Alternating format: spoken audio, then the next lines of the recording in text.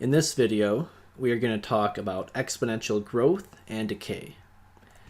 So exponential growth would be something that grows exponentially. So it starts off maybe kind of slow, and then over time, it's just going to increase without bound like this.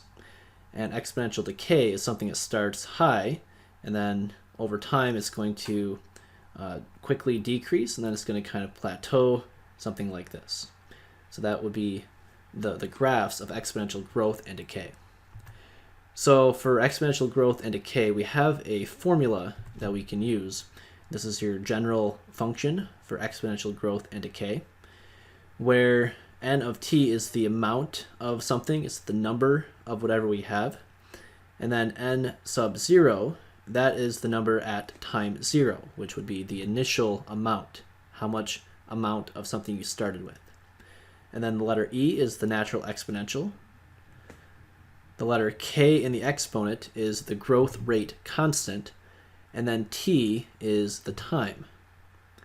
So in this function, if k is positive, the growth rate is positive, that means the amount is increasing, so it's going to be an exponential growth. Whereas if k is negative, that means as time goes on, the amount is decreasing, so that would be exponential decay. So now that we have the function, let's take a look at an example that uses this function. So example 1, here we are told that there are 100 bacteria in a culture. After 5 hours, there are 300 bacteria. How many will there be in 30 hours? So to do this, we know that an example like this will be an exponential growth type of function. So what we can do is we can use this exponential growth function that we just mentioned, and we want to find the growth rate. We want to find k, because we want to use that k value to then predict what the amount is going to be after 30 hours. So what we can do is use the information given. Okay, n sub 0, the initial amount, that would be 100 bacteria. So 100 would be n sub o. And then we can use this information right here, okay, after 5 hours. So if t is 5, there are 300 bacteria, which means n of t, or n of 5 in this case, is going to equal 300. So this notation means the number after 5 hours. 5 is replacing t, the time amount. So it's the number or amount after 5 hours, which is 300. So what I can do is I can plug in that information. So n of t, or n of 5, would be 300. N sub 0 would be 100. And then the t amount, the t value, is going to be 5. So what we have is an equation that we can solve. So to solve for k, we can get rid of the 100 by dividing. So divide both sides by 100. That would give you 3 on the left, and then e to the 5k power on the right.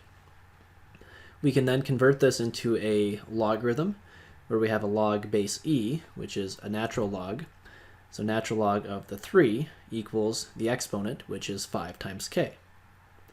And then from here, solve for k by dividing both sides by 5. So what we have is k equals the natural log of 3, and then divide that number by 5. And if you type that in your calculator correctly, we're going to get 0.2197. So that is your growth rate. So with that being said, we can go back to this initial function right here, and we can put in a 0.2197 in place of k, and the initial amount is still the same. It's going to be 100. So we have 100 times e to the 0.2197 times t power, and we can plug in a 30 in place of t, because we want to know the amount of bacteria after 30 hours. So this is your function specifically for this bacteria, and then we can just plug in the 30 in for t and then solve. So we would do 0.2197 times 30. That would give you 6.591, and then you raise e to that power, which would be 728.5. Multiply that by the 100, and that would give you 72,850.9. So that means there's about 72,851 bacteria after 30 hours. So this would be an example of exponential growth. Next, we're going to talk about exponential decay. And an example of this would be the half-life of a substance. So our definition of half-life is the time it takes for a substance to be decreased by a half. All right, so for example here, we are talking about the half-life of carbon-14. The half-life of carbon-14 is about 5,730 years, meaning it takes that long for half of the original amount to disintegrate, basically. And the question is, how long would it take for a sample to decay to 10% of the original amount? So this is an exponential decay function, which is going to be the same setup as an exponential growth function. We still use this equation right here. And then we can use the information given to create our function specific to this problem. All right, so we don't know k. Okay, we don't know the growth or decay rate. What we can do though is we can use this half-life information to find that number. All right, so what we can do is realize that time, t, is going to be 5,730 years. We plug that in for t, all right, and then realize that after that amount of time, this final amount, n of t, is going to be half of what we started with, right? Half of the initial number, right? That's the definition of half-life, is half the amount we started with after that amount of time. So this n of t we can replace with half, or 0.5, of n sub 0. All right, so what we would have now is 0.5 times n sub 0 equals n sub 0 times e. And then again, we replace the t with 5,730. So we have that times k for the exponent. So we can then solve this by dividing both sides by n sub 0. That would cancel. We're left with 0.5 equals e to the 5,730 times k power. We can then rewrite this as a logarithm with a base of e. So that would be a natural log. So natural log of the 0.5 equals 5,730 times k. And then we can type in our calculator the natural log of 0.5. That would be a negative 0.6931. And then solve for k by dividing the negative 0.6931 by 5,730. And that would give you the number of negative 0.00012.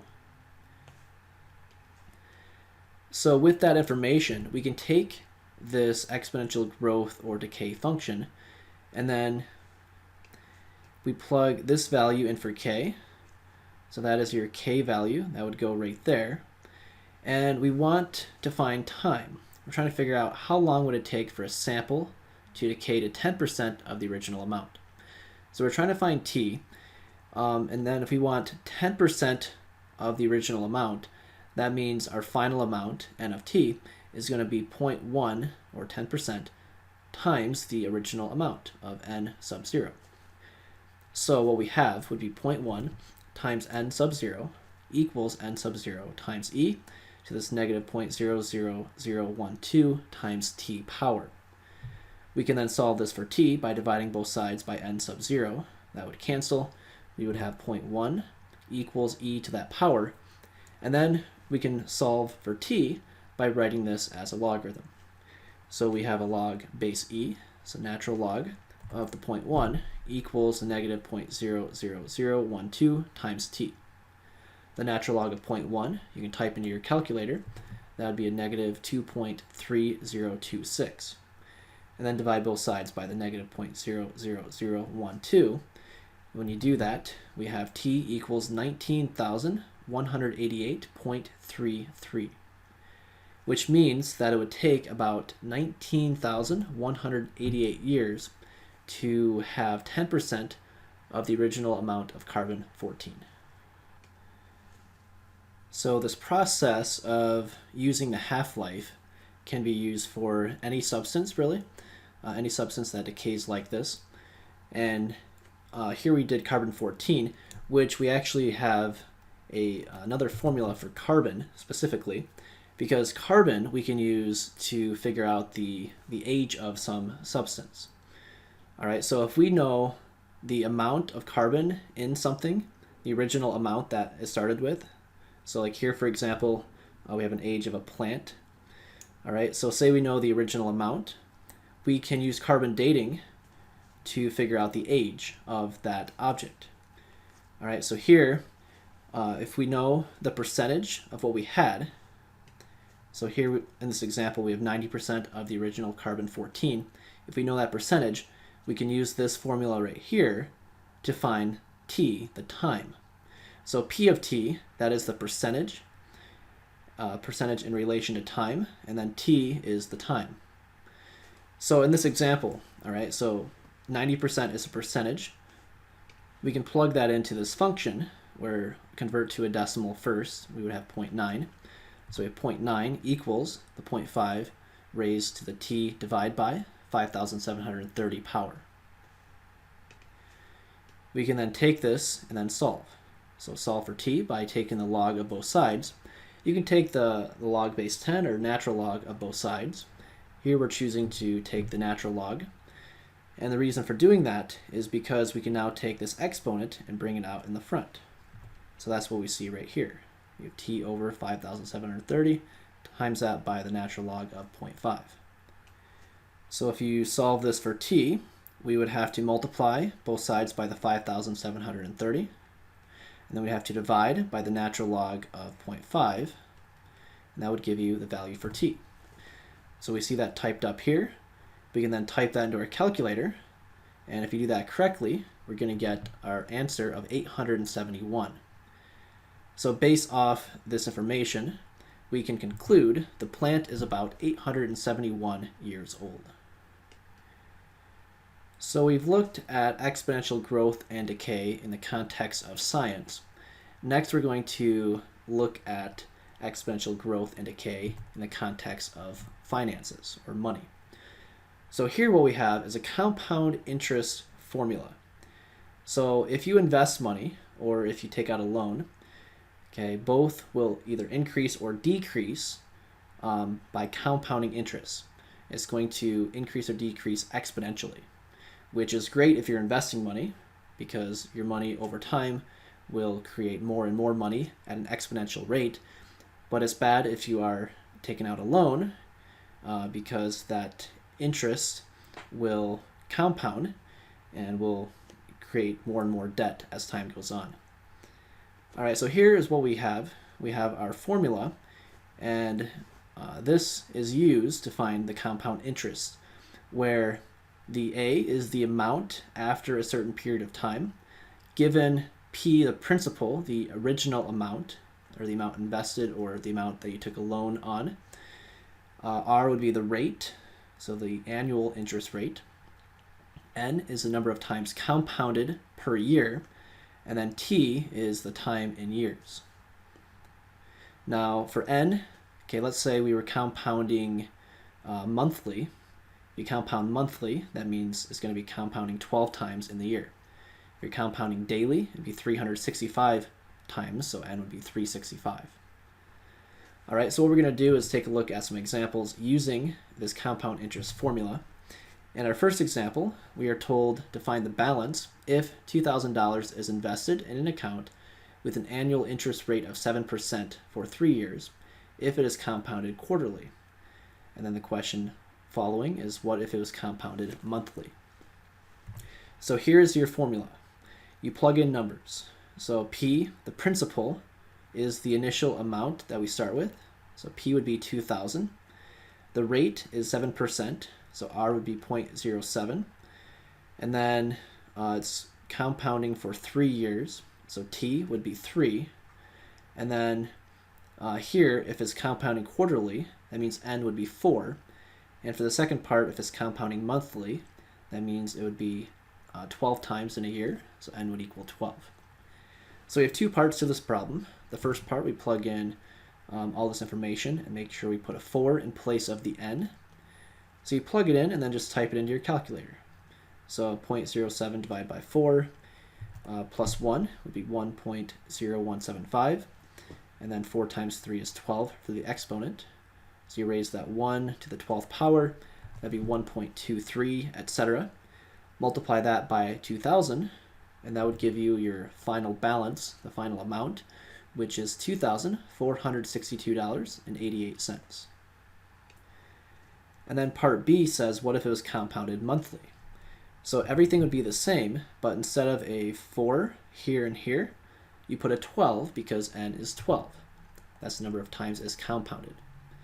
So you do all of that, and then you do 1 plus 0.07 divided by 12.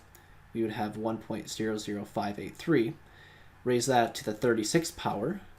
You would get 1.23277, etc.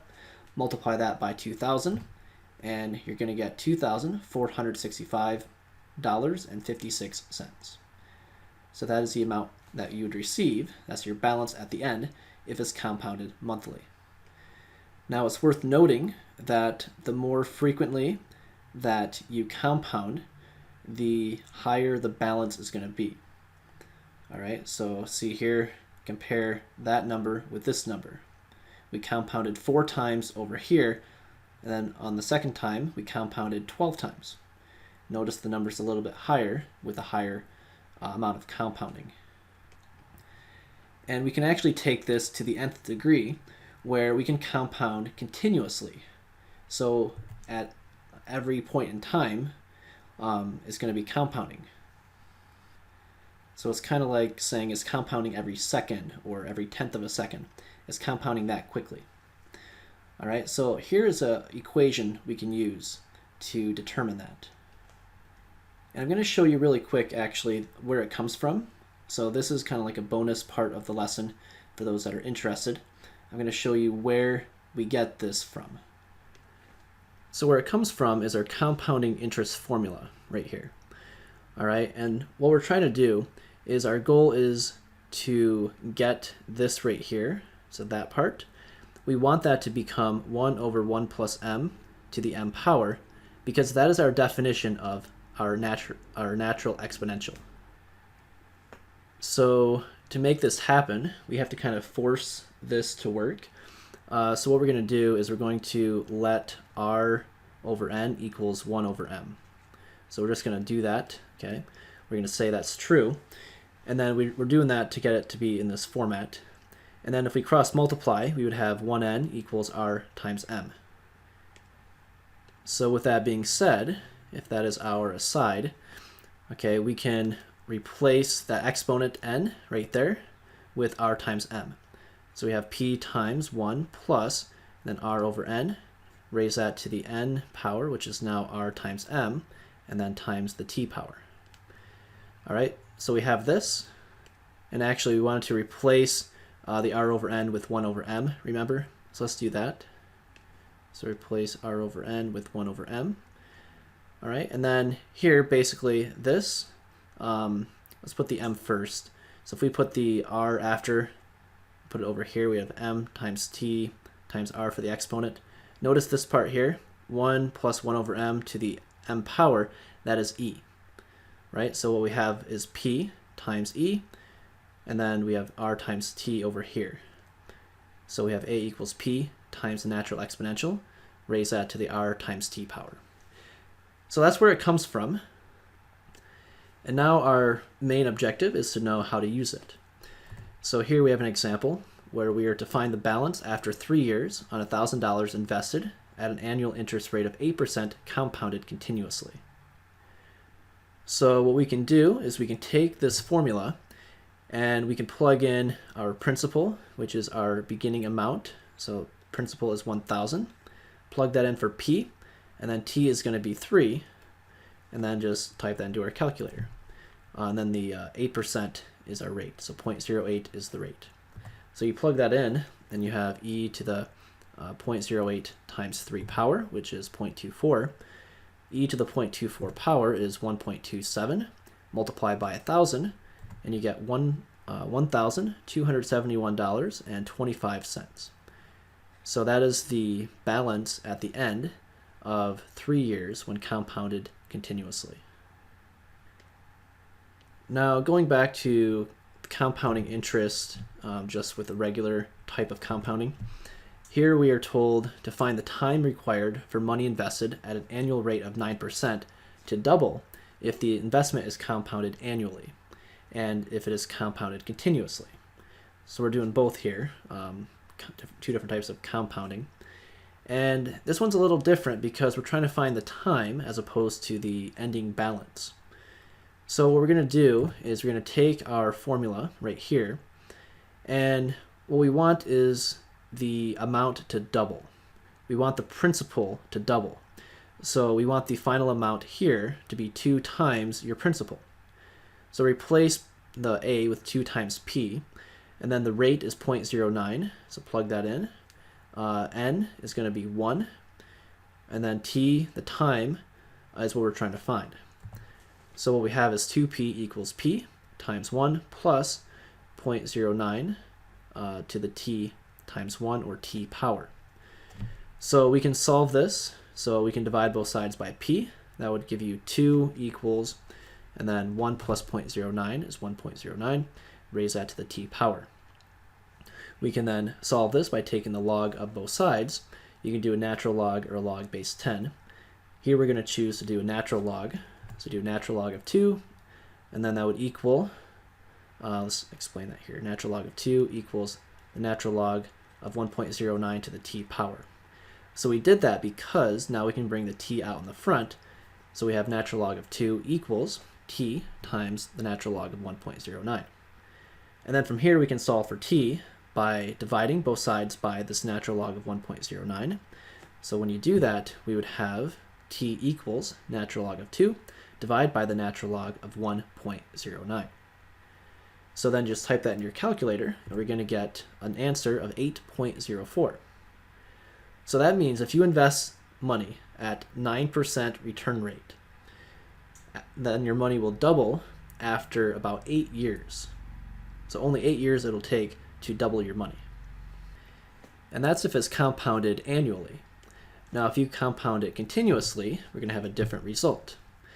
So here we take this formula for our compounding continuously problem, and we still want the final amount to be 2 times the original amount, 2 times the principal. So replace the a with 2 times p, and then we can replace r with 9%, or 0.09. So now we have 2p equals p times e to the 0.09 times t power.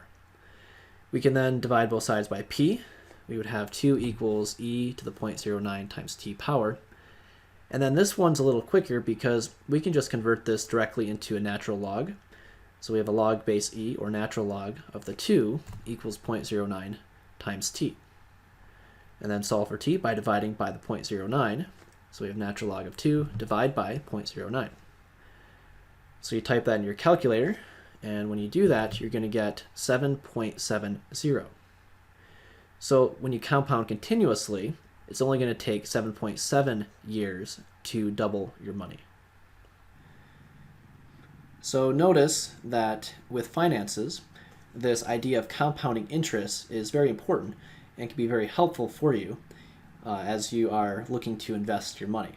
And you can use these different formulas to answer different types of questions you may have with your investments. Now, for everything we've done so far with the exponential growth and decay, specifically with the growth, there's no limit on the growth, right? If you invest money, your money will keep growing and growing and growing as time goes on without bound. It's going to keep increasing infinitely. All right, but in real life, there's times when there is restrictions on growth. All right, so here we have a different type of function for representing restricted growth models, where there's a limit to the amount of growth or decay that we have. So this function is going to look like this.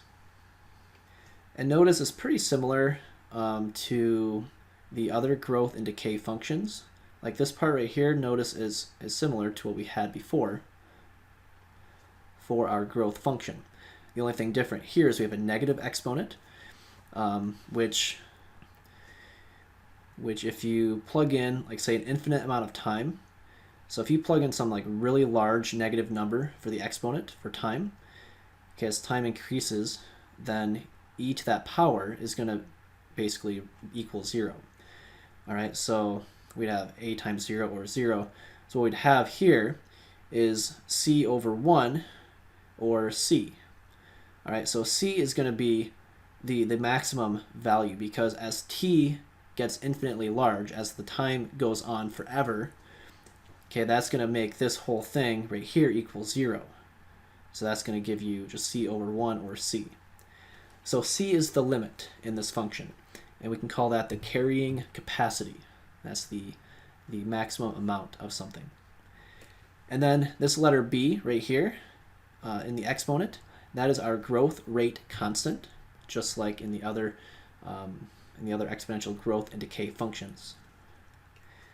And then this letter a right here, that can be found with this little formula. You can just kind of memorize this, where a equals c, the carrying capacity, minus p sub 0, that is the population at time 0, or the initial population, and then divide that by the initial population. So we can use this function to answer different types of questions with restricted growth problems. So here we're going to take a look at one example.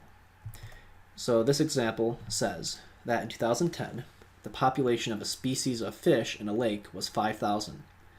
Then in 2015, the population had increased to 6,500. The carrying capacity of the lake is 10,000 of these fish. When will the population reach 9,500?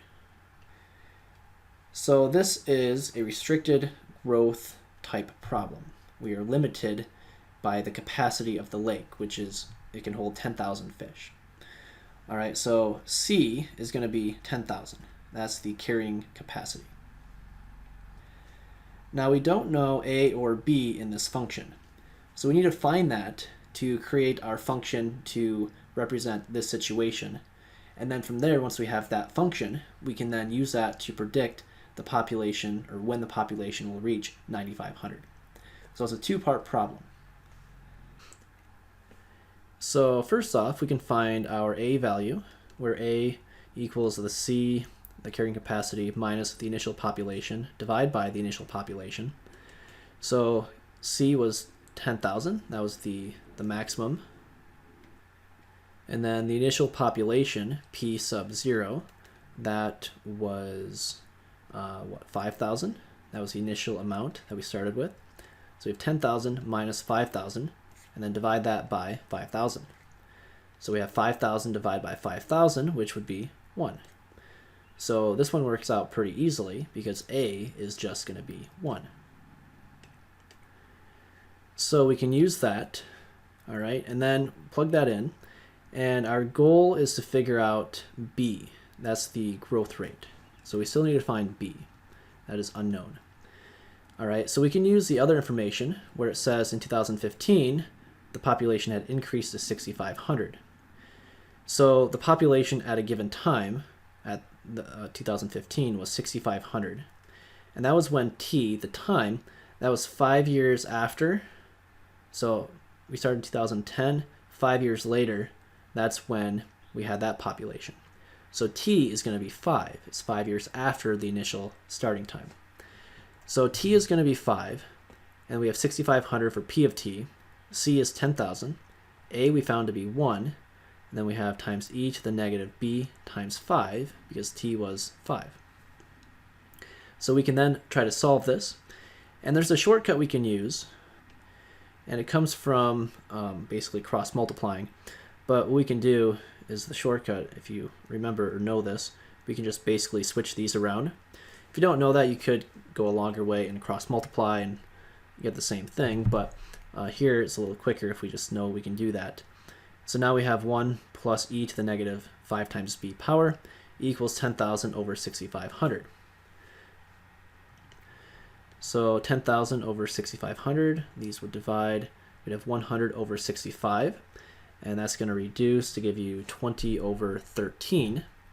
So we have 20 over 13, and then let's bring this 1 to the right side by subtracting. So we have 20 over 13 minus 1.